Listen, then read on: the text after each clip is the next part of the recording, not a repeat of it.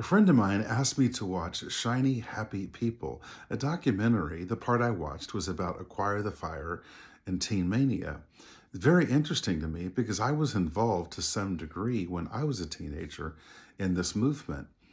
But what really shocked me as I watched was there were people being interviewed that I knew. I'm 54 now, and I knew a couple of these people, like when I was 16 to 20 years old.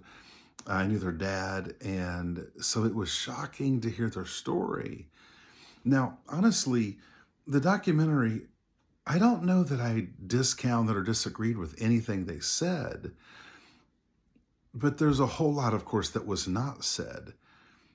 If I were, for instance, to have a documentary about my family, if I wanted to, I could make it sound like my family growing up was the worst family ever. I could share details about each one of my siblings, about my parents, about the neighborhood, and I could make it be the most just shocking story. Oh my, what a terrible family. The truth is, I had a wonderful family with amazing parents, amazing siblings, in a wonderful neighborhood. But if I only told you pieces of the story, you would feel sorry for me. And I think that's kind of what happened in this documentary. I think there are aspects of what went on with Teen Mania and Acquire the Fire that were not ideal, but such is life. Like, I think all of our lives are like that, aren't they? Our jobs aren't totally ideal. My family's not totally ideal. I'm not totally ideal.